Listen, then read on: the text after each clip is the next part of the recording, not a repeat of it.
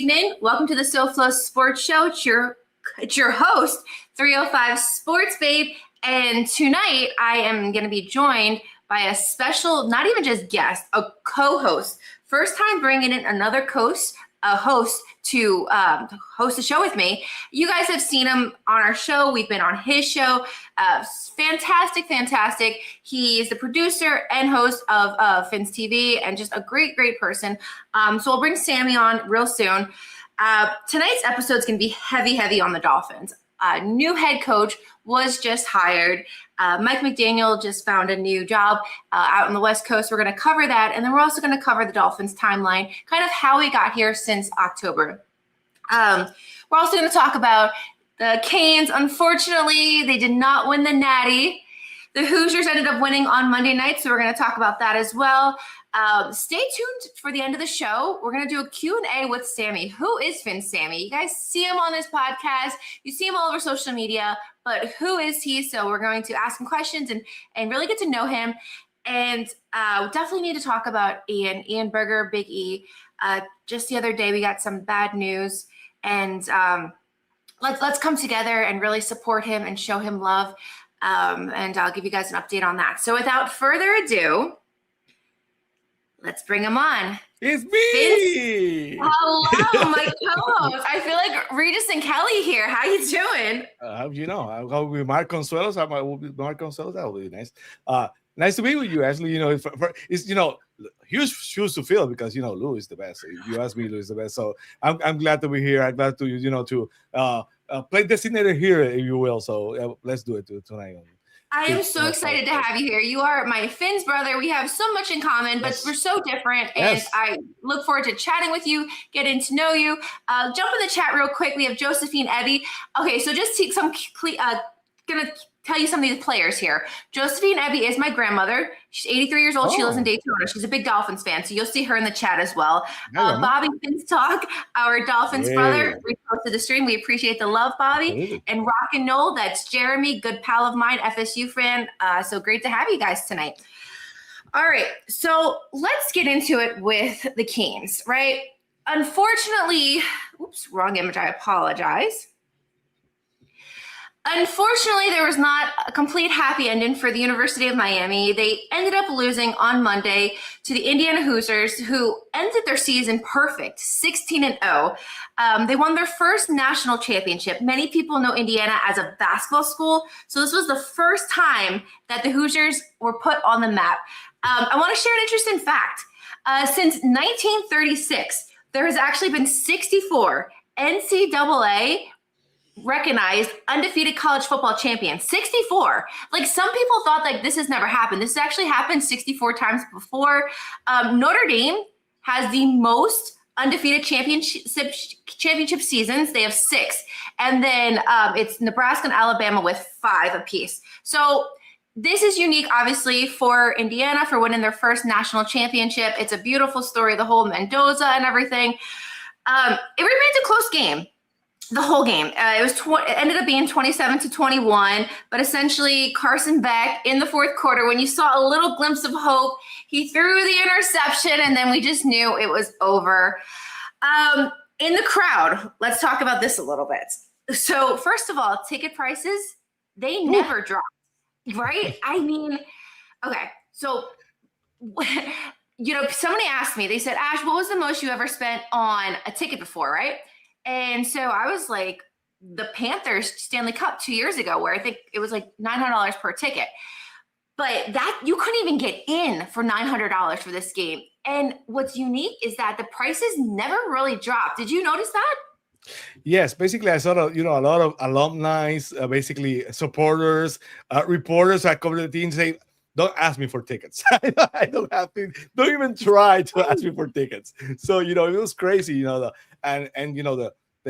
Hoosier fans were represented. That stadium was also packed with Hoosier fans. So they basically competed for half of the stadium. It's a home stadium, but basically it's for half of the stadium. But the prices were astronomical. It will be an historic when you're playing your backfield, you're playing your stadium, and you have a chance for the national champion. It's a once in a lifetime opportunity. The opportunity to look at it once in a lifetime. Yes, and the opportunity to basically cleanse High Rock Stadium because so much bad mojo has been there with the Dolphins for so many years. So if you have a chance to win the national championship in your stadium, you will do whatever it takes to watch it. So I understand the fan base. After so many years, after almost basically how much 15, 20 years of trying to get back to the championship, it's been a while. So I can understand why they were excited and they came this close. But I think but for those who say the U is back, I do believe the U is back. So I think there's a bright future ahead for the University of Miami. So that's the good side of the coin. Basically, if you're not winning the championship, so the U is in good hands. I do think the U is back too, right? People are saying like they're not back because they didn't win it, but look at the type of season they had. They beat Ole Miss, they beat Ohio, they beat Texas A&M. Like those are powerhouse teams, and to come up victorious even after losing to SMU and Louisville, like the U is back. But you are right, like it was very crimson colored throughout that whole entire stadium. Even leading up to it, I went to an event on Friday, and I mean Indiana fans were packed. In fact, I spoke to an alumni rep with Indiana, and they said there's 804,000 live-in alumni. That's insane. Like, where did all these people come from? It's actually the largest live-in alumni base in the country, and they definitely came down here. And then on top of that, it's really cold up there, so they made it into a vacation, and ultimately they won. So it was great for them. But no, they had an amazing time. Last week we did our prediction, and everyone kind of said UM, and Lou and I were kind of just honest, right? And we both said that we didn't think they were going to do it. So unfortunately, we were correct. It was not to what we wanted to happen, but they did end up losing 27-21. One person I want to cover is Mendoza. Mendoza's story is beautiful. But let's talk about him in the game. First of all, he got hit nonstop. I almost, right? Like, especially in the first half, they were just busting him. Like, we already knew our defensive line was going to come after him, but Mendoza got rocked. And it was early on where they actually busted him to the point where his mouth guard hit his lip.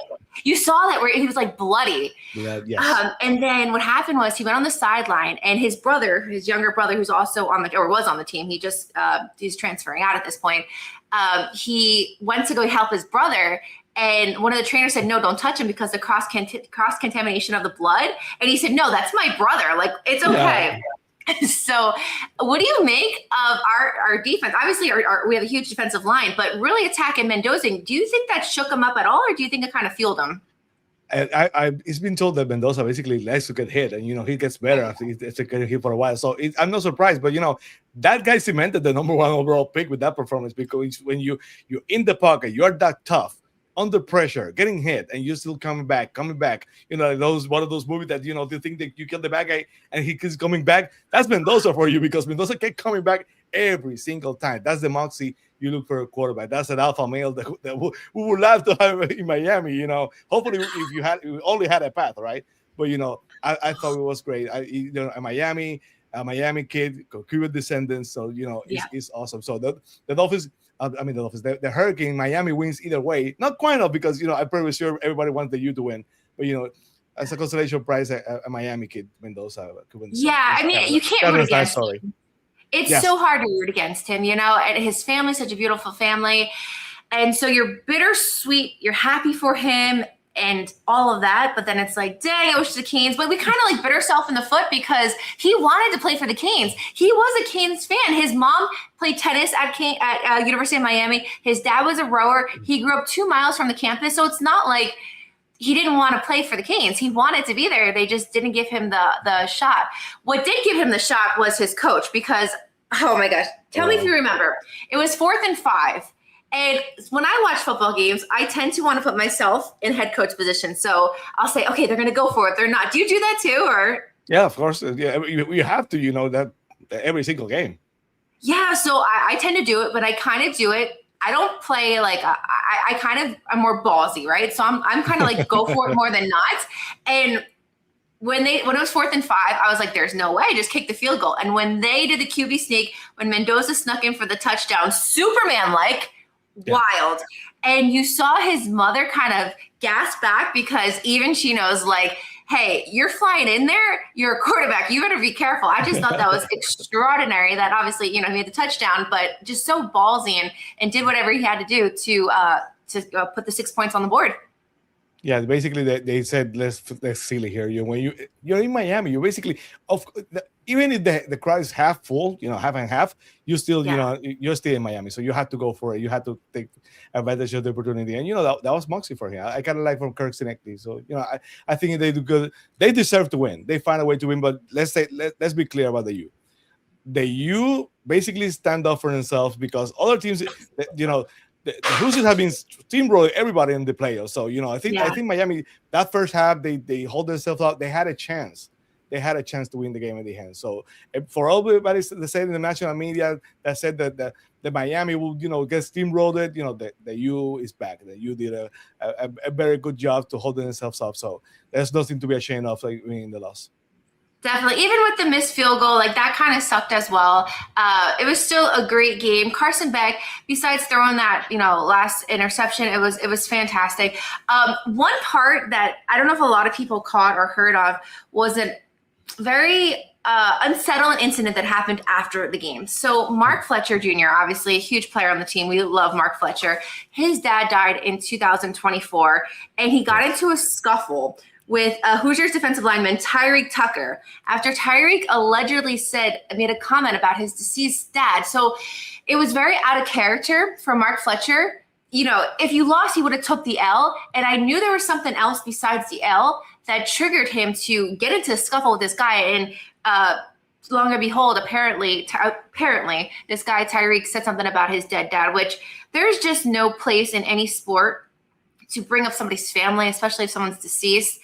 And then even Mark Fletcher, he wrote on his cheek, long live, and then he put his dad name. So he really got underneath Mark's skin, and it was just unfortunate to see that at the end, Yeah.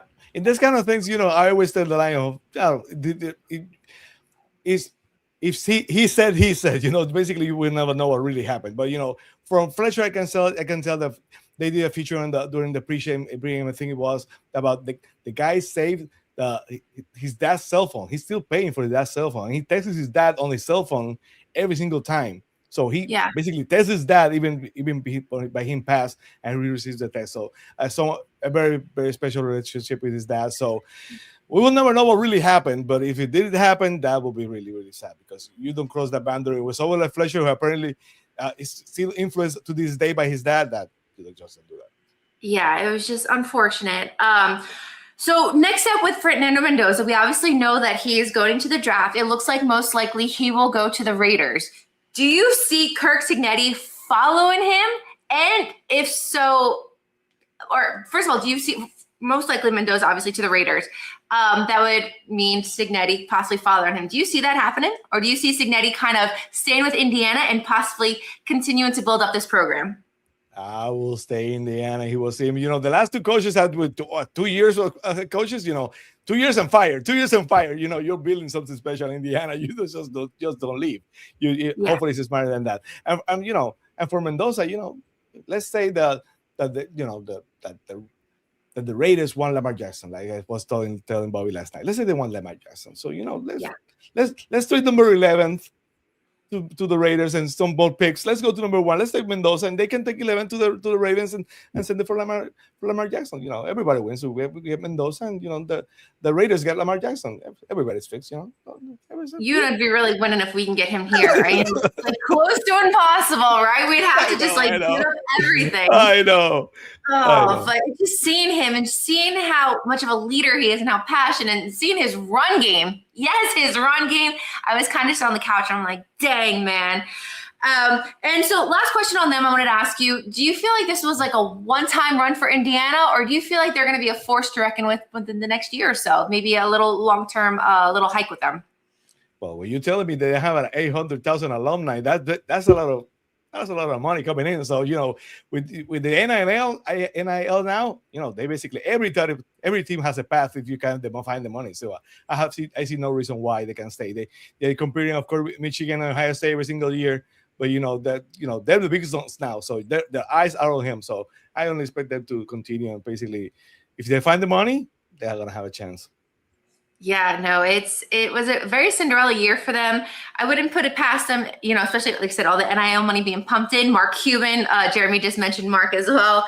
So Lou says Signetti also looks like the last suspect introduced on Dateline on Frederick Law ends up committing the crime. Okay, he has a very strong poker face, but he did.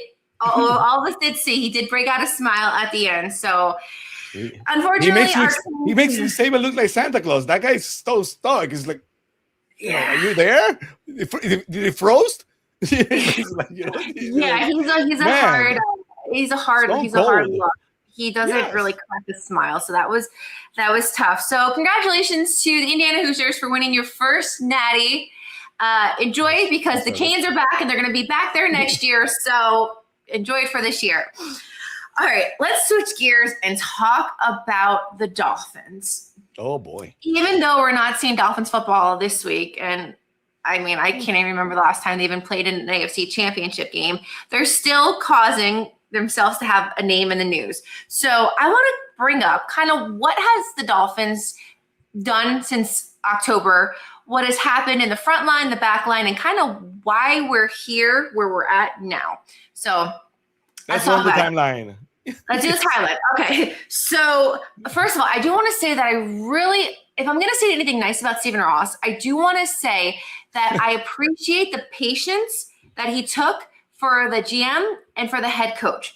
Because yes, we were kind of desperate in saying, oh, pick this guy. I was the first one to say Harbaugh. I was the first one to say this, that. But I do trust the process, and I do believe that a lot of thought and consideration was built into this. So I appreciate how they handled the vacancies. All right, October. We had a rough September, early October. Our team was on a losing streak. I mean, it was just tensions were high. We were already calling for Greer to get fired, McDaniel to be fired, and Tua to be benched. We find out late October that Chris Greer, I said fired Chris Greer, essentially parted ways, let go. And this happened in, like I said, late October. At that point, Chip Kelly was brought in to kind of hold the space, right? Hold the spot as an acting GM. And then right after that, Troy Aikman, which was totally shocked. No one really saw that coming, to help us find a GM. Troy Aikman has won 3 Super Bowls. He made it into Canton Hall of Fame, 2006. So I could have seen possibly somebody from the Dolphins organization coming in. So when Troy Aikman was brought in, I was kind of like shocked, but I trusted. What did you think of Troy Aikman coming in to help us look for a GM? Story being told that basically what Stephen Ross wanted was Jimmy Johnson. And Jimmy Johnson said, I'm not going near that. So you basically say, but Troy Aikman wants to be a general manager someday. He's a smart guy. He's well connected in the media. He basically knows what's going around every single team. So go talk to Troy Aikman. Troy Aikman was interested. So I think that it's been, some people think that Troy Aikman didn't make the difference. I do believe he made a huge difference. The fact that someone who's outside the organization is there to control the mess, to be in Stephen Ross here saying, as a consultant, there are things that people that are part of the Dolphins cannot do. You can basically not call so-and-so, but if you're a consultant, you can call anyone you want. You can basically go behind everybody's back and see if Harbaugh is interested or not. What's the situation in Green Bay? Troy Aikman could do anything he wanted to if he really wanted to. And, going to every single Sunday or every single Monday, doing interviews, connected to people, he knows what's going around. So I think he made a huge difference at the end of the day. So I was glad that Troy Aikman was part of the process because, the suspected names was always, Marino, I love them, but that's not his forte. And Stephen Ross, the meddling, the tampering, and Brandon Shore, I want that guy so bad out of here because he was part of the mess with Tua, the contract and everything. And so, and McDaniel said that he's going to be part of it. He wasn't part of it because he was doing back interviews and got fired. So if Troy Aikman wasn't there, who knows what would have happened? But at the end of the day, I think everything came true, and I'm kind of satisfied with the outcome of the situation. Yeah, and I mean, with Troy Aikman, obviously he brought in the GM and then had a big say in the head coach as well. I kind of would like him to stay on. I don't know at what type of role, but that would be cool to kind of see what else could he bring our way. So after Troy Aikman was brought in, there was time, right? Like we took time, meaning the Dolphins organization took time and interviewed a full list of well-qualified candidates. I mean, names were flying around, but they really took the time to talk to these people and bring them in while Champ Kelly was holding the spot as our acting GM. And at this point, we were kind of calling for Mike McDaniel's head on a swivel, but we were still prioritizing the GM position. So even if we thought or maybe didn't think that McDaniel would have been fired, we were still focusing on that GM position because we thought, hey, whoever's hired as a GM may want to keep McDaniel, may not want to keep McDaniel. So then we find out that our GM search, we hired the strongest overall candidate in the cycle, and that was John Eric Sullivan, who was the VP of player personnel in Green Bay. And what I liked about this hire is the player personnel part. That means he has relationships with players and there's trust. And I feel that Chris Grier may not have had that. So I do believe that this is a huge upgrade from Chris Grier, that he has that interactive personal experience and that he could, first of all, bring good talent here and then retain it. What do you think of the hiring of John Eric Sullivan? With one interview, just one interview, and a bad interview because the way they produced that interview with the Dolphins with the music and the fake background, that was kind of annoying. I liked what I saw from him a lot. He's very personable. I think he looks like a leader. He looks like someone who's, when you talk to Chris Grier, and for a while, I do think that Chris Grier did some solid decisions. The problem is he didn't know how to build a team. But Chris Grier, you have to trust the process and whatever. The energy is completely different. So for that, he gets an A+ already. I think that he takes command of the room. I think he's someone who knows a tune what's really happening in the NFL and the way to build a team. Green Bay is not Miami by any means. It's a completely different animal. So hopefully he understands that from the beginning. But I do believe that, the guy comes into Miami knowing that the challenge is ahead and with patience. Hopefully Stephen Ross, and I think he did as part of the process, because we would be so easily used for the Jim Harbaugh sweepstakes. And, they kept patient. They kept the process of hiring the GM. I got kind of confused because, McDaniel is like Stephen Ross really wanted him. Even say he loved him in the release statement. But, he loved him. Waller said that Stephen Ross entered the room, and you heard in the interview, and he stormed the room. He basically kicked the door out, and he's looking at McDaniel, and I'm like, what happened to the love? Didn't he love the guy? Now he wants to, get the heck out of here.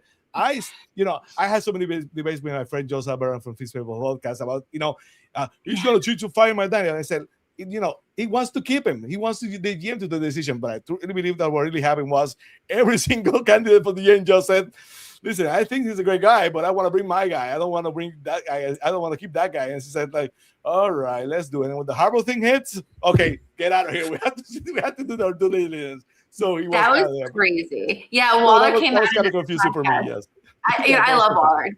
I love Darren Waller. I think he was a great addition to the team this year. Yes. But he said during a podcast that him and Mike McDaniel, they're having like the exit interview, kind of like the end of the season, going over like what worked, what didn't. And then when Ross came in, like Waller was like, "What the heck?" Kick the door down. Can you imagine Stephen Ross coming like, boom, something that all right? Like, what the hell happened here? It was wild. And so speaking of McDaniel, we know how that story ended. We did not beat the Patriots during our last game in Gillette. And while many people thought that McDaniel may have been or was going to get fired on Black Monday, it did not happen. And because it didn't happen on Black Monday, this caused a lot of people to think like he's here for good, including himself. So that was very, very interesting. It made us wonder, like all these other teams are firing their coaches and McDaniel was still there. And so after that, McDaniel does get fired a few days later, and Troy Aikman is kept on for the head coaching search. So you have now Troy Aikman, and then you have John Eric Sullivan. All right. So then after that, what happens is the Dolphins put their name out there for like all head coach positions, right? They said, hey, they were really looking, and I want to pull up that list of everybody they were really looking at. So here are some of the people that were brought: Kevin Stefanski, Robert Saleh, former with the Jets, Clint Kubiak, Jeff Hafley, Jesse Minter, Anthony Caponi, which he's a Jersey guy, left, and of course Chris Shula, Shula's Coach Shula's grandson. So that was huge as it is. So they really cast the net wide, and I thought personally they should have really stuck. And I'll probably regret saying, I don't want to say I'm going to regret saying this, but I just want to say it now.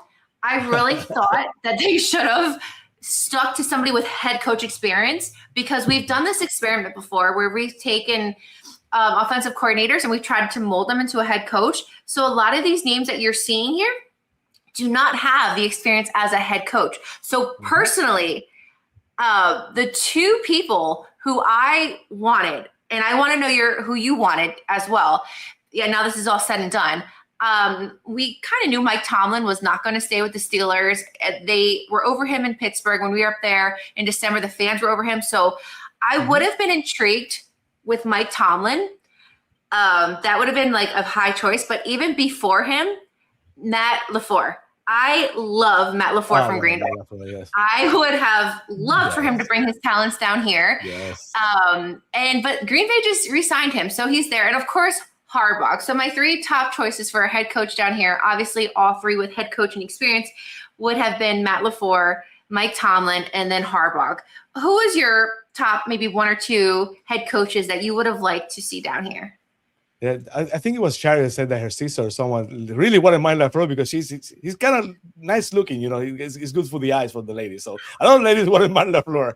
I wanted Matt LaFleur when the rumors started. I even started retweeting everything with the hashtag Fire LaFleur. That's it's called. I want him fired.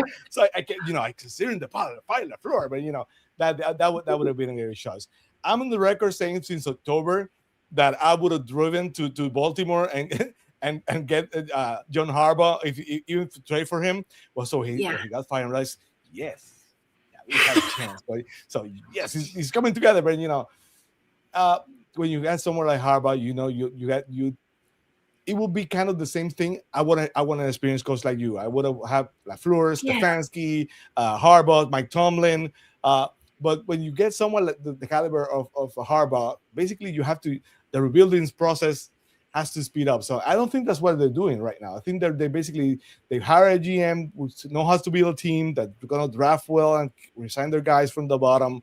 And the coach is basically saying, listen, you're going to have to talk to, are you ready for what's coming? Because I don't think it's going to, I heard someone in the media say it's going to be a quick rebuild. I don't think it's going to be a quick rebuild. I think they're going to take it slowly. Mike Tomlin, it was Armando said rapidly, he has no interest in the Dolphins job, in the Dolphins call. And I said, well, who was the guy who first hired Brian Flores? Oh, it was Mike Tomlin. So he was no person. People already knows the mess he was here. I don't want to go there. I don't want to part in that mess. So Mike Tomlin's out. LaFleur gets resigned, and the contract is supposed to be resigned. The contract, days pass, and they're having trouble with the. I'm saying there's a chance. But it stays in Green Bay.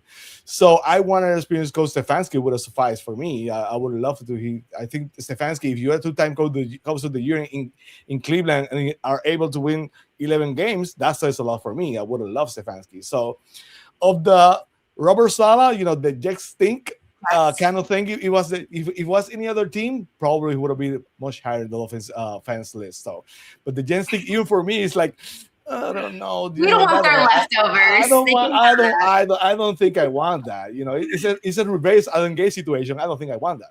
So, Hafley, I think I said it. I think a week before he was hired that I thoroughly believe he was going to be the hire because of the relationship with Sullivan. I even tweeted. I even posted that and he kind of had head coach's experience at Boston College. It's Boston College and he sucked. But, it's Boston College. No one's going to talk about that. We're going to get into him. Yeah. Yes, because the NLA money is not flying in Boston College. So, he did the best he could. So, I think I like the way he presented himself in interviews. I expect a great interview tomorrow for the press conference. I think he's going to do really, really well. If he changes his haircut, 24% of the fan base is gonna jump back to him. Because he has that guy that haircut. One of the Jim Carrey movies. I don't remember which one is it, but one of those movies that Jim Carrey had a haircut like that. So he needs a little makeover. We can make that happen. Kind of not the McDaniel to makeover. Not like Mike Daniel started well cutting by the end of the game. He looks like a bum. But, you know, Yeah. a Miami makeover will suffice for him, so it will be good. But I understand why they went with him, the situation with Sullivan and someone who actually has head coaching experience. So I'm going to go behind the hiring. I think it was good. Yeah, and Saleh also was signed by Tennessee to lead them as well. So that story ends well for him. Okay, so it seemed like we allowed the GM, John Eric Sullivan, to zero in on a head coach that he's on the same page with, and he believes that he could build this up. So I think that obviously John Eric Sullivan had a huge part in deciding this, and he wants to give the guy new reins and trust to build. So here we are. So now let's go back to the timeline. All right, so Dolphins hired who they think has the best chance to establish a culture and to set the winning standard for this team. Obviously, that's our new coach right now, who we're going to talk about in a little bit. And what I really like about this is that they didn't make us wait a long time for this decision, right? McDaniel was just fired, a week or two ago, and there's still plenty of teams. In fact, there's still currently 6 NFL teams looking for a head coach. The Bills, who's let go of Sean McDermott, which I thought was pretty wild. I mean, the Bills obviously haven't done anything in the playoffs in a very, very, very, very long time. They've never won a Super Bowl, but Sean McDermott was let go after their loss last week. And then Steelers still don't have a coach, Browns, Ravens, Cardinals, and Raiders. So out of all those teams that still don't have a head coach, the Dolphins ended up snagging their guy who they think is the right fit. And it's hard to say if we made the right decision, right? People, let me take this off. People are going crazy about this, right? They're flipping out because this guy obviously only coached in college, and then people just want their opinion. They want somebody who has coaching experience. But I'm not speculating a lot right now. We won't know solely and how we're the right fit until we get through this upcoming season and then like reroute this roster. But I'm fired up. I'm excited to see what they bring. Like, we knew we needed change, and we had to start somewhere. We were calling for a new GM. We were calling for a head coach, and obviously Tua is a whole issue. But how do you feel about this new head coach and GM duo down here in Miami? I think that the fact that, you know, everyone say he brought his buddy. You know, I work in the building, and I don't know how the people personally, the people I work with. So he worked in personnel, and he was the defensive coordinator. I don't know how much of the buddies they are. That thing that they're buddies. You know, I work with a lot of people that I say hi every morning. I think they're great, but they're not my buddies. So I don't understand why everybody has to say just because they came together from Green their buddies. The only thing you can have for sure is that, you know, you're gonna go to that building and say how he behaved, what does he do, the character, and by reference. But the fact that they're buddies, I don't buy that. I don't think that's true. So let's get out of the window. Everybody's saying that they're buddies from Green Bay. Stop it. No. But I like the connection, because if you're gonna bring someone, and you better bring someone to work well in the system you're familiar with. So that's something good. That's important. That's important for sure. Because if you're gonna, you know, if he was the first choice, that's important too. And Hafley did a lot of interviews. He was finalist in 2, maybe 4 of the jobs. So it's not like, you know, like Mike McDaniel, that the only interview he got was in Miami. Let's get that straight. And Mike McDaniel basically was an illusion. You know, when you have QB Collective as your agency behind you, sending videos, making you look good, getting you enamored as a fan base. The fan base was enamored with Mike McDaniel. I wasn't one of them, but they were enamored with the guy. That guy's a genius. Cool guy, his sunglasses, like so Miami, and beautiful family, all of it. I was straight to the cool lead. And yes, he's a great guy, but head coach, basically he wasn't even a coordinator. The fan base got in love with him. So Hafley is not that guy. Hafley is not gonna. Doesn't have a machinery behind it, trying to make it look cool. You know, look at that guy. You know, come on. He looks like so I gotta tell you. He looks like episode of The Simpsons. He even looks yellow. I get that, but you know, it doesn't matter. It doesn't matter if the guys know how he's doing and he's the leader. I'm gonna go with Hafley, and he looks like he's the leader. So Sammy, he looks like Mike the Situation from the Jersey Shore, which I'm okay with. Like that's my people. Or he looks a little bit like Mike. Okay, so let's bring it up to the next point, guys. Welcome to your new head coach of the Miami Dolphins, Jeff Hafley. I'll be honest, looking at the list, obviously he wasn't one of my top candidates. He is born and raised in Jersey, so he has +3 points there for me. But let's talk about what he comes from. He's 46 years old. Okay, cool. He was the head coach over at Boston College. I was there for 4 seasons. He was not above 500. He was 22-26 over his career with the Eagles. Okay, it happens. You're talking college football, whatever. It's Boston College Eagles, fine, okay? And then coming off his team's first winning season, he ended up leaving, and he elected to take a position as a defensive coordinator with the Green Bay Packers, right? So we spoke about this obviously just now. What do you make of this hire? And then do you really believe, because people are really uptight about his college record, people are really uptight about his record. Do you think that has anything to do with anything, since that was his only head coaching experience and it was not that great? At the end of the day, it doesn't matter. Basically, for all I want football to college is experience. And the fact that he was a college head coach tells me he knows how to deal with young people. And, it's a completely different landscape right now. You're dealing with young millionaires in the NFL. Jason Ramsey, for example, how many problems Mike McDaniel had to talk to a millionaire Ramsey?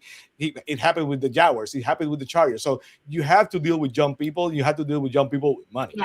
So the fact that he had the experience of being a college head coach, even with the record, but I don't care about the record. I think that's only a positive. So that's good for me. The fact that he comes from the Packers, and if you talk to a lot of I searched to a lot of media from Packers fans on X, and it's the Packers fans and Packers media say you're gonna love him. He's the only one. He was the only one that fixed the defense after so many years. We finally get a defensive coordinator that works, and now he's leaving. A lot of that from the Packers. The Packers media loved them, and the fans said, Dolphin fans, you're getting a good one. Meanwhile, the Dolphins fans say, "Oh, that guy sucks. He's so yellow." I know nothing. I know nothing about anyone. I'm hopefully only what we can do is hope. We can pretend we know. I pretend to know every single time. That's what we do here in podcasting. But the truth of the matter is, we only know what we presented with. That's true. As Hafley, there's not too much to be presented with. So I'm gonna believe that when you have 4 franchises interviewing the guy, finalists in 2, maybe 4 of them, I think that says a lot. When you're a finalist, and the Dolphins have to act quickly, because if he gets to play to Tennessee, who knows what's gonna happen? Yeah, that says a lot. So I kind of like that. It wasn't my first choice, my second choice, my third choice, but I don't care. I want him to be the right choice. Same. And I like how, you did your research and seeing what his other fan base, said about him, because if the Chargers fans were to see what we're saying about Mike McDaniel, right? What a way to lead into this. So Mike McDaniel was just offered the offensive coordinator position with the LA Chargers. Very, very interesting about all of this. So when Mike McDaniel was let go from the Dolphins, he has interviewed for some head coaching positions around the league, including the Baltimore Ravens, which would mean he'd be taking the shoes of Harbaugh, which I thought was wild. So it did seem like he was really, and then he also interviewed with the Browns. So he did his rounds in Tennessee as well, to name a few. And then it seems like this offensive coordinator position opened up and he snatched it. So, Mike McDaniel is now the offensive coordinator for the Chargers. The plot thickens with this because obviously he's going to be with Justin Herbert, who was drafted number 6 in the 2020 draft right after Tua. And the whole talks about should have Herbert came to Dolphins instead of Tua is, it is what it is. There's nothing we can do about it now. So McDaniel is now going to be coaching Justin Herbert and his offense, which is very, very interesting. And then these weapons. So when I saw this, I was like, okay, they have weapons, right? Omarion Hampton, Ladd McConkey, and Quentin Johnston. But we have weapons too, all right? Can we just say Jalen Waddle and Devon Achane? So just as much as they have weapons, we have weapons too. The only difference is one can argue that Justin Herbert could or is or whatever a better quarterback than Tua. So what do you make of Mike McDaniel kind of taking this offensive coordinator position instead of waiting for a potential head coach position? Do you think he made the right move? Well, first of all, the biggest difference is they have the better head coach, because Jalen Harbaugh is much better than Mike McDaniel as head coach. Let's start with that one. That's the first one. So let's be honest about this. And that's the first one. 2, Mike McDaniel is a hypocrite. He said, I wish he was colder, and then he had a chance to go to Cleveland, goes to California. No, he wants the sunshine. So what a hypocrite! No, I'm just kidding. I No, like no, my you're, that's what it is. I like my McDaniel the person. I think he's a great guy. I think I didn't want him as a coach, but I would love him as a neighbor. I was, that kind of Yeah, guy. watch your kid, take your dog for a walk. I mean, Yeah, this is of the guy course. you want to go over, have a beer, play dominoes in the backyard with. Like, yeah, 1,000%. And having said that, I would love him as defensive coordinator. Ryan, it was a rumor that Brian Flores wanted him, or the Dolphins wanted him when Brian Flores was here as a defensive coordinator, but the 49ers blocked that. So he would have been the offensive coordinator with Brian Flores? I don't know who that would have been the different story. I'm not saying that, but it's like we're living in kind of an alternate universe. Just trade Tyreek to the Chargers and change the whole timeline of everything. That basically everybody's with the Chargers now. So who cares? I think that he's gonna do wonders for Justin Herbert because he's gonna probably use is so innovative. The running game. Hopefully he learned his lesson in Miami. He takes better care of controlling himself. The temptations of throwing the ball. Those fade to the sideline on your end zone. You better stop them because that's not gonna fly. Harvard's gonna chew you up every time you do that. So I wish him the best of luck. Hopefully he does a great job. I think he's gonna be. I do believe there are so many people say he's never gonna be a head coach again. He had interviews in this cycle. And I do believe he's going to be a head coach again. Probably after Leonard Jim Harbaugh, he's going to be a much, much better head coach next time. That's the thing. He's going to get a lot of leadership, a lot of experience under Harbaugh, so it's going to be good for him. What's going to be really interesting is that the Chargers come to Miami this upcoming season. They do. It's fun weekend. I would love to read that. Yeah, no. If that ends up happening, it's going to be surreal. It's going to be huge to have him come back here. Obviously, Herbert against whoever's our quarterback at that time, especially if it's Tua. So guys, stay tuned for that matchup.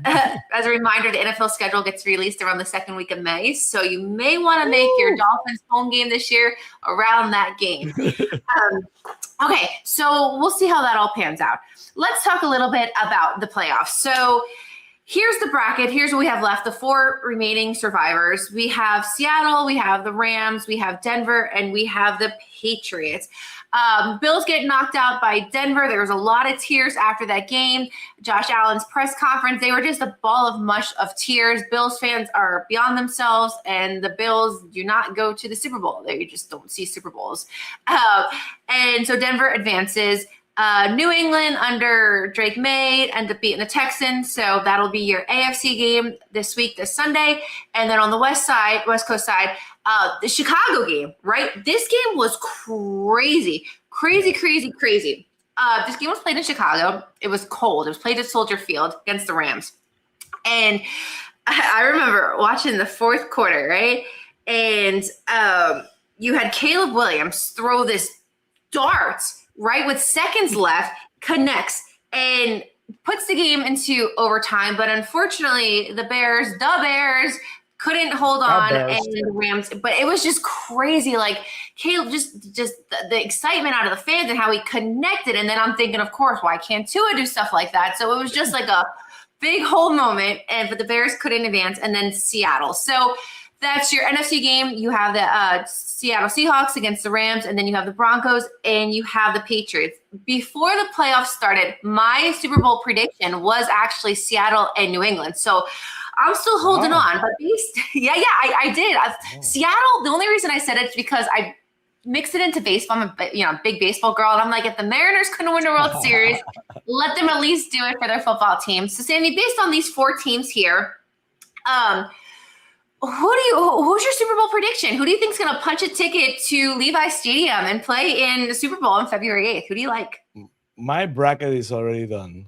When this bracket came out, I had the Eagles and the Texans, so I'm already.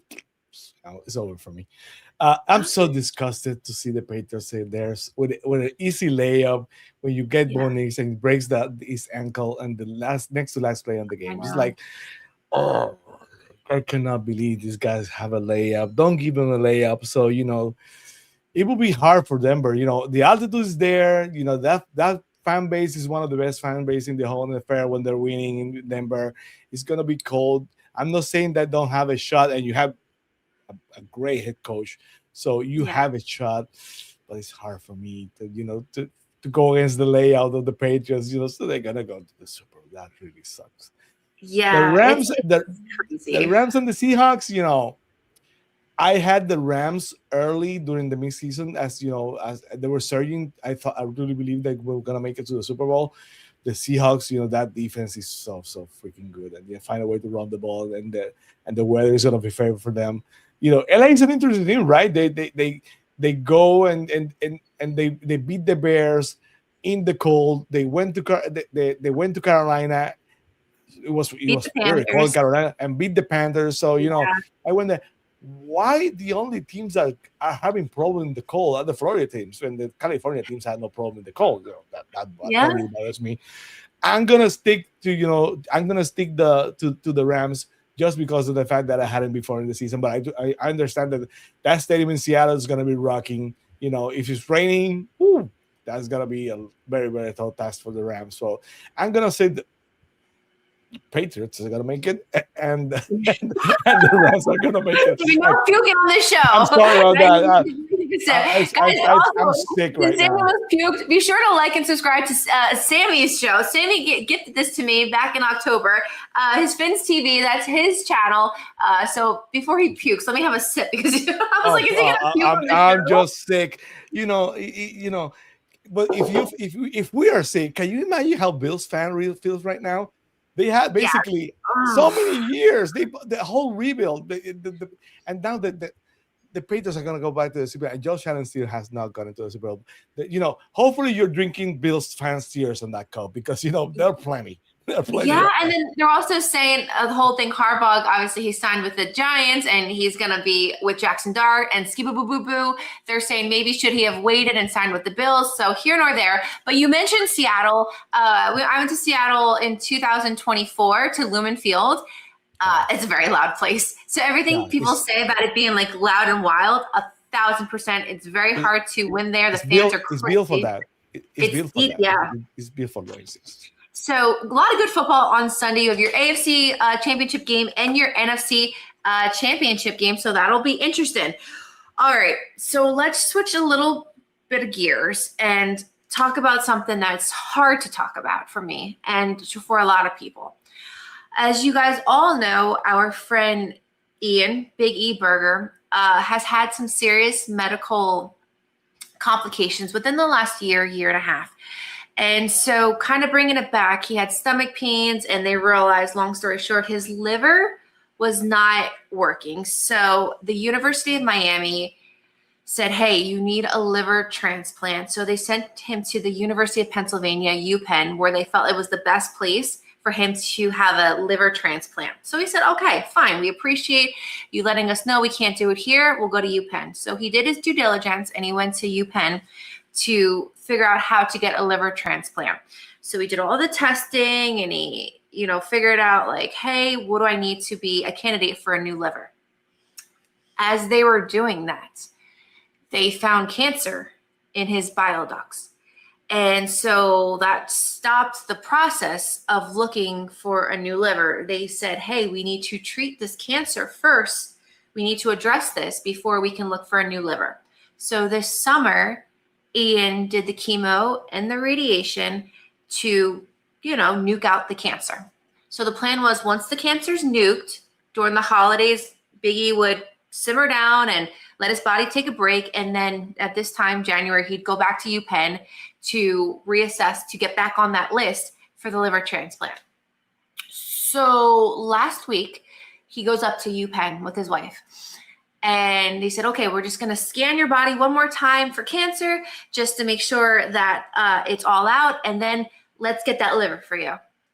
So they do the scan, and they find out that not only is the cancer back, it metastasized. So that means it's spread. And it went from the bile ducts into his stomach. And it's at a stage 4. So because he is now 2 times with cancer, he does not qualify for a liver anywhere. So UPenn permanently takes him off the list for a liver transplant. And I asked him, I spoke to him last night, I said, Ian, well, there's a million other hospitals. Let's start calling. And he goes, no, Ash, this means no hospital will give me a liver. So then he posts and lets us know on X that based on his situation, having a failing liver and having stage 4 cancer, the diagnosis is not good. Medical research is giving him between 6 months to 3 to 4 years to live.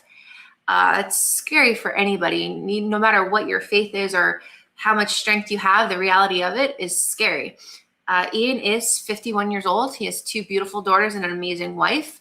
And it's very, very, very scary. So we know that there's no shot of him getting a liver. He's off the list. He will forever be off the list. They're going to give livers to healthier people. And so now they're going to focus on trying to get rid of as much cancer as possible at this point. At the end of the day, you still need a liver. So it's not good. We're kind of waiting we're going to have to see how long his liver will hold. So that is the situation of what is going on. It's a very scary reality for him, his family, for everybody. He's in very, very, very high spirits and hopes. You talk to him, and I called him last night, and I'm talking to him, and the next thing he's saying is, "What do you think of this head coach hire? And how's you and Lou? And how's your travel?" And he's so selfless. He's so selfless. He puts everybody before him, and this is bad. Like there's no other way for me to put this to you guys. And I'm not one to sugarcoat. So I said, Ian, we did the bracelet. Okay, I'm sorry, I don't even have my bracelet. I took the shower. We did the bracelet campaign. And let me see if I have one. No, I don't even have one with me right now. But we did the bracelet campaign this season where we sold bracelets for $6, and all the profits went to helping Ian's DCC goals. So that was great.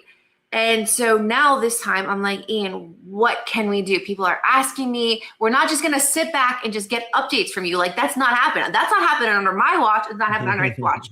So I said, what about a GoFundMe, right? That's like the easiest thing that comes to people's mind, right? And he goes, Ash, financially, we're okay. My health insurance is fine. My girls' colleges are good. We're okay. And I said, all right. So what I came up with is we're doing the big love for Big E.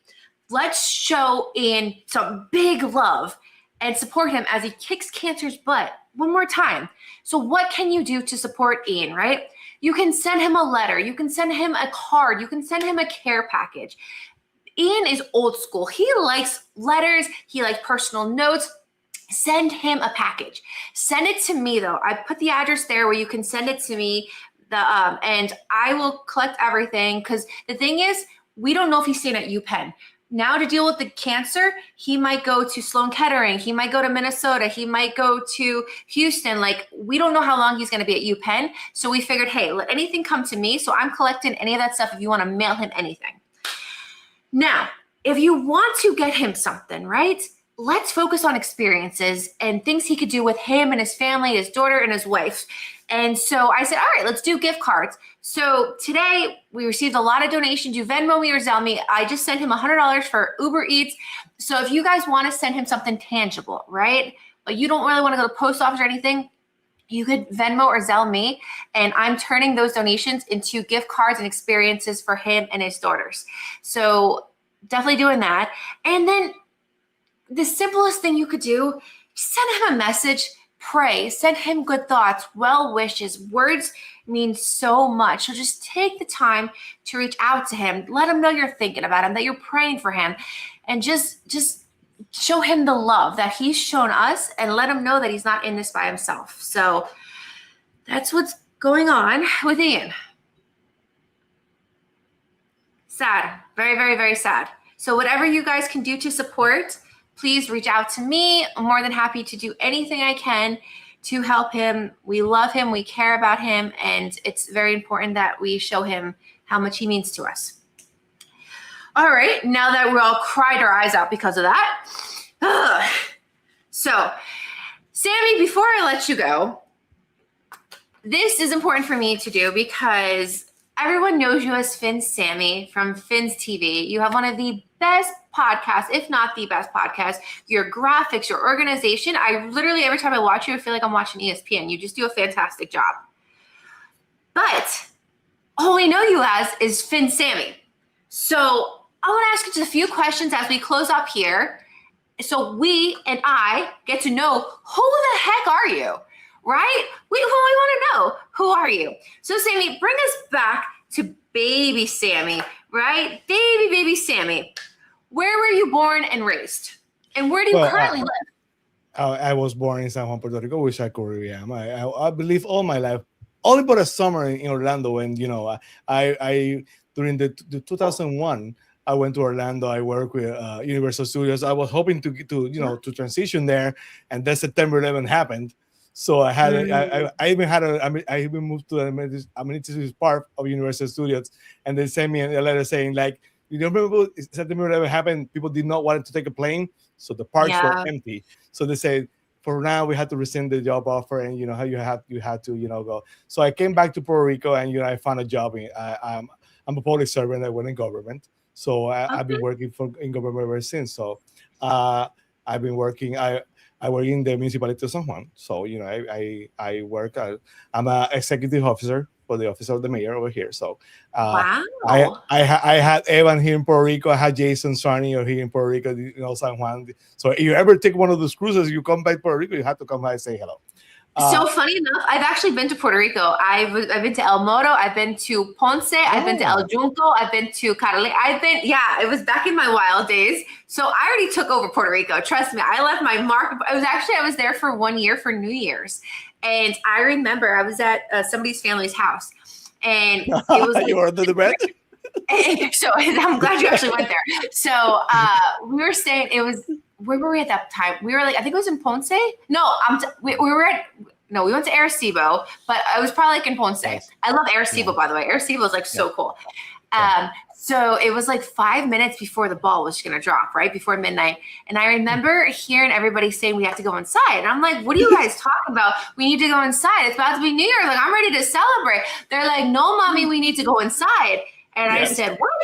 And they said, because people shoot the bang bangs, and you got to be careful because of stray bullets. Yeah, Afghanistan, yes, it's kind of it's been different in recent years. Someone almost 12 years ago, it used to be worse. 12 years ago, a loose bullets killed a girl in Puerto Rico. So they did a lot of campaigns, to create conscience about don't do that because but still it happens. So you have to be very, very careful with that. It was crazy. I mean, it takes a while. It's maybe 12, 20, and you're still like, boom, boom, boom, boom, boom. So, you have to be it was wild. But I had a great time there. El Junque, which is the rainforest. I was in the waterfall. So I have so much love for Puerto Rico, and I surely hope to be back.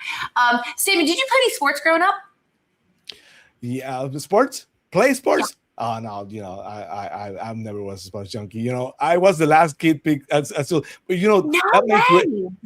that makes great coaches. You think my dad was a great sport? No, he wasn't. That's the mind behind the power. So I always been the fan of the not the cheerleader. I've never been too much of a cheerleader, but I always been a fan. Yeah. So I know my capabilities. I used to play tennis. Yes, I kind of play tennis. When I was young, I kind of play tennis. Tennis is if you're good at reaction, you don't have to be so much athletic if you play doubles. So I used to play a lot of doubles in tennis. I got into a couple of tournaments. I wasn't great. It wasn't like any scholarship was coming to my way, but. Tennis I did play sometimes, and swimming, yes, swimming too. Oh wow, no, I was totally expecting you to tell me that you were the star tight end in your high school. No. Wow, okay. Wow, actually, football over here. That's kind of a funny story. Football over here, American football over here, is getting popular kind of now because in the 80s and the 90s, when I became a Dolphins fan, a lot of people didn't watch a lot of football. You had to be someone who went to college in the U.S. and when you came back, you became an American football kind of fan. So. I became a Miami Dolphins fan. I remember the first time I watching some. I was to be the youngest of my group of friends, right? I was be 14, and the other guys will be 19 or 20. So I was the youngest. I used to be what they used to like American football, right? So they were Cowboys fans, Giants fans, and such. And the first time I saw Dan Marino throw a football, and the caller said, "Who's that?" And by those days they had Kmart. You know, you probably never heard of the store. No, I know Kmart. Kmart. No, I know Kmart. Yeah. There's like two left in the country. Yes, they had Kmart in Puerto Rico, and I saw a Miami Dolphins polo. That was the first shirt I ever bought. So I love. So is that where your passion for the Dolphins came from? Is Kmart? No, basically no. I saw the game. I saw Marino play. I said I like that. I like the colors. I like Miami. I like that. And once I got my polo shirt, I got Hawks and the Dolphins. And so, who is your all-time favorite Dolphin? Is it Marino? Oh, so it has to be that Marino. You know, they say never meet your heroes. I've never met that Marino, but I see for a couple of stories he's had. So they say never meet your heroes. But I would love to be my Marino once. I think the first time I saw him throw the football, you know, I used to, during the 90s, I used to go on my knees and say, please, you cannot leave this man without a Super Bowl. And, you know, a lot of heartbreak every single time the season ended for Marino. You know, he was my all-time favorite. He certainly deserves so much better, but it is the way it is. And what is one Dolphins memory, if you had to say, that stings the most, that it just comes up in your worst nightmares and you wish you could erase it from your head in Dolphins history? What's that one that really gets to you? Over here, they started giving on local television NFL football. So that game against the Chargers was on local TV. And I remember the Dolphins losing to the Chargers, and that was just heartbreaking because, you know. That was a rough one. Yeah. And Sammy, what's non-sport like? What's one fun fact about you that many people don't know? Actually, the fact that, you know, again, I'm a public servant. People say, "What do you do?" You know, my guy say, "What do you do? What do you do for a living?" I think you work for Daddy Yankee. I think you're really like a backup singer, backup dancer for Daddy Yankee. I mean, the public service is not buying it. Actually, the brother of the younger brother of Daddy Yankee, the younger brother of Daddy Yankee went to me to early school with me, and we got into a fist fight. Oh my right God. now he's a reverend, but I still want to kick his ass. You know, right now he's a reverend. So that Yankee used to live somewhere near us. So, you know, that's kind of funny. The fact that, you know, many people ask me, the guys, you know, Steve, and they think that I'm in politics because I work in government, and they always say the same thing. It's not the same thing. The fact that you're a public servant doesn't make you a politician. They claim that I'm a politician. I'm not a politician. I work in government. You serve the people. You have to be good at politics to stay in government. That's a completely different story. But, you know, the fact that I'm a public servant, that's sometimes something that's courage for them. I think it's kind of fun. Okay. And if you could have dinner with one famous person, dead or alive, who's dead or alive, who would it be? Would it be Dan or would it be somebody else? Right now, wow, that's an interesting question. I had so many people before. You know what? I would love to have dinner with David Letterman. Because David Letterman is someone who's so much out of the box, you know, and, you know, the great interviewer, you know, he's kind of, if you've seen Fins TV, I try to take things away from, you know, I'm trying to, you know, to emulate some stuff, but I try to have some fun with the things I like. So I'm a big fan of Farther Introduction. I always was, and I thought the roundup was great. It gives the viewer, you can get into the show any single time during the show, and you know what they're talking about. So that was kind of easy. The big finish that we do in the show, that's an homage to the list of David Letterman top 10. That's kind of the thing it is. So I try to incorporate things that I like from other shows. We even had CSI. We had CSI Miami, the Dolphins, you know, for a segment. So I try to incorporate things from you know, from media, from society, from television. I try to do that. So David Letterman will be my guy because I think David Letterman is great. Not Jay Letterman. I was a David Letterman guy. No, I like it. And say one more non-sport. What's the best advice you've ever received? The best advice I always receive. You know, I'm gonna have to say, I go back to someone my boss said once. He said the fact that they do it, don't be like them, be the way you should be, because, you know, sometimes you get enticed into, you know, like you had to punch back, you had to respond, but, you know, I took that to heart because I'm kind of passionate about my things. And he said, like, do you see? He said to me once, do you see me yapping with people and you gotta get into arguments? No, you don't do that. You be yourself. So I tried to change that on X Yeah. because I got so many blocks in my like 10 years ago I got blocked by Hallmark Kelly. I got by Mike Flores, Oh, Joe the whole Shad, list. and all Oh my those guys. I'm God. like, sometimes warranted. I admit that sometimes like, what did I say? I didn't say anything. So it happens. So I had that to learn how to kind of tammer it down a little bit. Be easy with people. And if I want to go Yeah. give it something like that, we need to always believe. You had to always believe. As you know, I have Crohn's disease. I I had very bad days. I've been through a lot in my life. I'm very, very lucky to be where I am in my life today, to be loved by the people I'm loved with. And sometimes there are times. Sometimes you see yourself alone. Sometimes you don't believe there's gonna be a tomorrow, but you have to believe that everything passes, and you have to always believe that will be bad. No, Sammy, that's beautiful. As you guys may or may not know, most of you do know that I have Crohn's disease. I've had it since I was 18. I've had numerous surgeries. My stomach's like a tic-tac-toe board. And sure enough, small world, Sammy also has Crohn's disease. And so I've always found solace and comfort knowing that, hey, first of all, one of my Fins brothers has it. I can talk SHIT with him because he knows SHIT. And even, like it's a part of us. We have good days, but we have bad days, and our bad days are really, really, really bad. It's a disease that is almost crippling, and it sucks, right? There's no cure. You live with it. And even last night I had a bad flare-up. And so I personally appreciate our friendship even more than just football, that the special bond we have having Crohn's disease, because it is crappy, literally. And Yes, you're right. sometimes The worst thing to do is feel alone about it, and to just open up with our little community here means a lot. So Sammy, before we call it a night, let's close out on this. How did Fins TV start, and where can people find you? That's a kind of a funny story. I Matt Armstrong and Steve Hadley of Fins TV tell this story better than me. But you used to be friends, like, I don't know, 10 years ago, an X or so, and they kept arguing, they bantering with each other. And I told them once, you guys should do a podcast someday. You guys should do a podcast someday. You're so good at bantering at each other.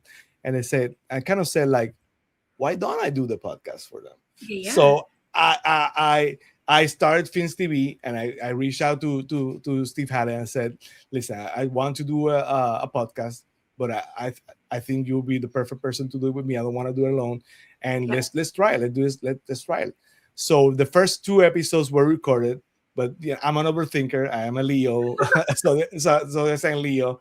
So I'm an overthinker, and I was never satisfied with it. So when you're editing, you keep editing and editing. Oh gosh! It took it never satisfied. And I said, let's go live. Do it live like that. Like comes out. Yes. So, and as he said, well, since we're doing it live, why don't we be Matt with it? And I said yes, because Matt was the kind of the idea for it. I said, I'm gonna bring my friend Eddie Chapman. So then with the 4 of us started. Then Eddie went to some family stuff, and Sherry had it, Steve's wife, it has a sports major in broadcasting. I think she has. So he said, yeah, that was kind of obvious. So she joined the Fins TV crew. Of course, we have Adrian Rainey, who's a regular of the show. We love Adrian, and Jason Sarney, who's one of the best guys in the community, is part of the retailing. So I get compliments from my guys every single time. I don't like when they compliment me, I'll be honest. But I say that every single thing I've done them for them, because I want, and you be part of the show, I want everybody who joins Fins TV to feel special. If you are doing the show, I'm gonna put your name. I'm gonna give you the entrance because I want you to feel special. So I do it for them. I do it for everybody that joins the show, either by the guest or by watching the show. So we try to do fun. We try to laugh a lot. If we're not laughing about the Dolphins, we're suffering. So let's try ourselves to kind of find a laugh every now and then. Yes, absolutely. Definitely. Guys, well, you heard it first from Sammy. Be sure to follow First of all, follow him on Twitter, on X, on Fins Sammy, but also give Fins TV a like and follow as well. He has weekly shows. You have your big show coming up. What is it? February 3rd, is it? February 10th, the third annual Fins TV Awards. You know, we've done the Fins TV Awards. We picked the MVP, the Game of the Year, the Defensive Offensive Player of the Year, the Rookie of the Year. So you've been part of the Fins TV Awards before. You already talked about it. I don't remember which category you're gonna share with us, but it's gonna be fun. It wasn't the best year for nominees this year for the Fins TV Awards, but we're gonna have a lot of fun. We're gonna have a lot of talk about that with the Dolphins on February 3rd. Well, I look forward to it. And Sammy, thank you so much for being my co-host, not even just special guest. This was so much fun hanging out and talking with you, covering everything, Canes, Dolphins, speaking about Big E. So I really, really appreciate you coming on tonight. And I look forward to chatting with you again. Absolutely. Thank you. Luke, get better because, it hasn't been easy to fill your shoes. He's a great host, but, to fill your shoes is not that easy. No, you did fantastic. All right, guys, well, have a great night, and we will catch up soon. Until then, fins up. Thanks, guys.